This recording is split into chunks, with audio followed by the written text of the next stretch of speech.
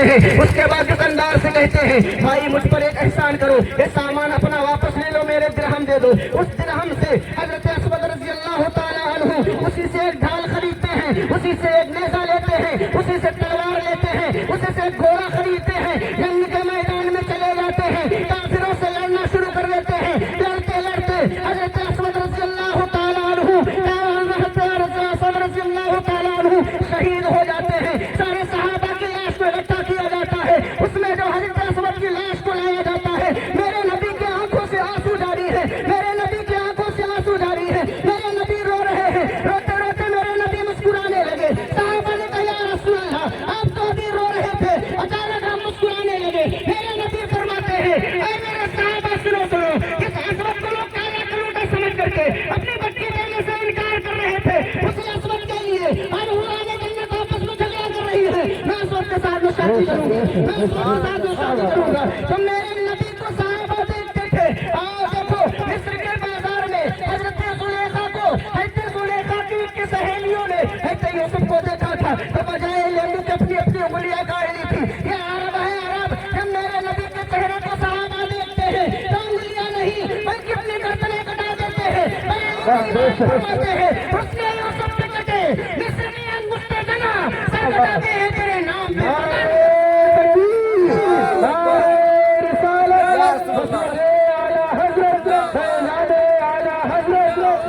شادی خانہ آبادی قاری نظام الدین صاحب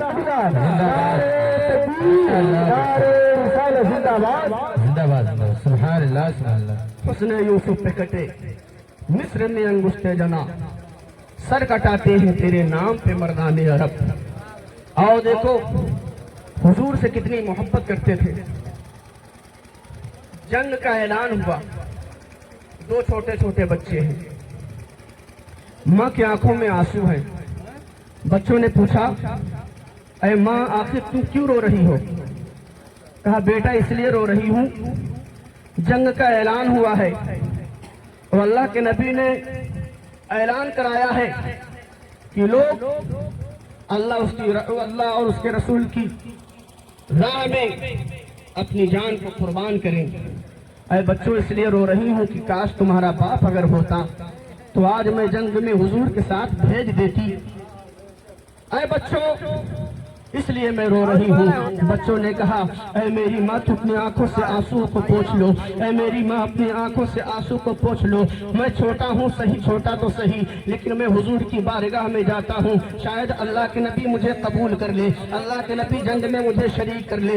دو چھوٹے چھوٹے بچے ہیں حضور کی بارگاہ میں پہنچے۔ حضور نے پوچھا اے بچوں تم کس لیے آئے ہو؟ اے بچوں تم کس لیے آئے ہو؟ بچوں نے کہا کہ اے میرے آقا میری ماں زارو قطار رو رہی ہے۔ میری ماں کہتی ہے میں نے جب اپنی ماں سے پوچھا اے میری ماں تو کیوں رو رہی ہے تو میری ماں نے کہا کاش اگر تمہارا باپ ہوتا میں حضور کے ساتھ میں جنگ میں بھیج دیتی۔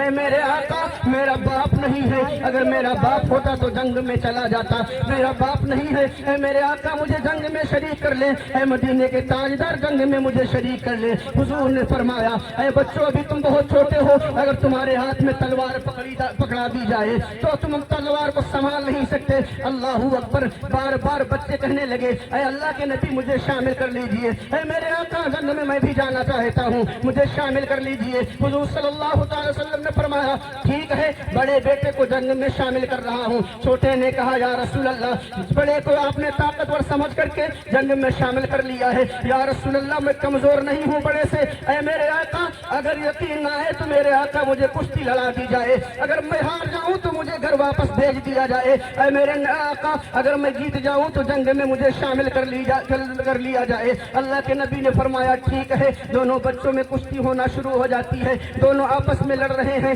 چھوٹا کہتا ہے بھیا میں لڑنے کے لائق تھوڑی ہوں، اگر تم جنگ میں چلے گئے آخر میری پرورش کرو کہ کون کرے گا، میرا دیکھ بھال کون کرے گا؟ اے میرے بھائی میں لڑنے کے لائق نہیں ہوں لیکن اپنے سینے میں مجھے جگہ دے دو۔ بڑا بھائی لڑتے لڑتے اپنے چھوٹے بھائی کو اپنے سینے پہ لے کر کے زمین پر گر جاتا ہے، جب زمین پر گرتا ہے چھوٹا भाई उछलता है, अल्लाह के नबी की बारगाह में अर्ज करता है, या रसूल अल्लाह मैं जीत गया, ऐ मेरे आका मुझे तलवार अता कीजिए। मेरे नबी ने एक सूखी हुई टहनी थी खजूर की, मेरे नबी ने उसे अता कर दी। जब अता की मेरे नबी ने, वो तलवार की मानिंद इतना चमकती है, इतना चमकती है कि बिजली की मानिंद चमकने लगती है। अल्लाहू अकबर। दोनों बच्चे हजरत अब्दुर्रहमान बिन औफ के पास पहुंचते हैं और कहते हैं कि ऐ लोगों, मेरे चचा जान बताओ कि अबू जहल कहाँ है। अपने बराबर के लोगों को नहीं पूछते हैं बच्चे, बल्कि पूछते हैं सिपे वक्त के सिपे सालार को, ऐ मेरे चचा जान बताओ अबू जहल कहाँ है। चचा जान ने कहा, बच्चों तुम अबू जहल को क्या करोगे? कहा क्या करेंगे, वो मेरे नबी की शान में गुस्ताखियां करता है,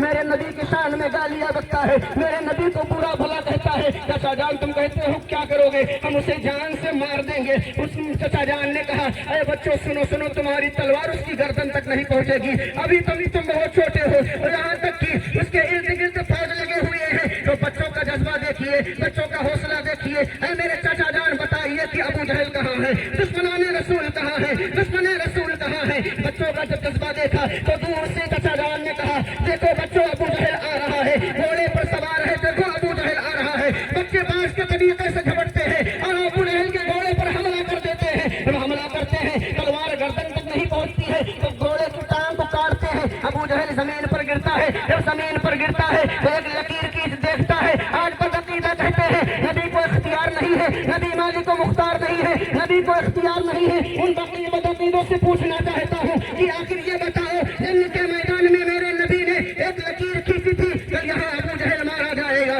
कल यहाँ अबू जहल मारा जाएगा। जब अबू जहल जमीन पर गिरता है, उस लकीर को जब देखता है तो लोगों से पूछता है, लोगों बताओ बताओ ये लकीर कैसा है? तो मेरे लकीर कैसा है? तो लोगों ने कहा, ऐ अबू जहल सुन ले, कल पैगंबर रसूल ने इस लकीर को खींचा था, कल यहाँ अबू जहल मारा जाएगा। तो अबू जहल ने सोचा, लाओ एक दिन खिसक जाए ताकि मोहम्मद की बात झूठी हो जाए माज़अल्लाह, ताकि मोहम्मद की बात झूठी हो जाए माज़अल्लाह। जमीन ने कहा, ऐ अबू जहल सुन ले, इस लकीर को उसने खींचा है जो मालिक का मुख्तार है, जिसको सारी कायनात का मालिक का मुख्तार बना करके भेजा है। एक दिन तुम आगे हो सकता है या पीछे हो सकता है, बल्कि तुझको यही मरना है। बरेली के इमाम फरमाते हैं, मालिक के कुल ने आपको मालिक के कुल बना दिया, दोनों जहां है आपके कब्ज़े में। या रसूल अल्लाह कहूँ तो क्या कहूँ, सरवर कहूँ कि मालिक मौला कहूँ तुझे, बाग़े खलील का गुले ज़ैबा कहूँ तुझे, लेकिन रज़ा ने खत्म सुखन इसमें कर दिया, खालिक का बंदा खल्क़ का आका कहूँ तुझे।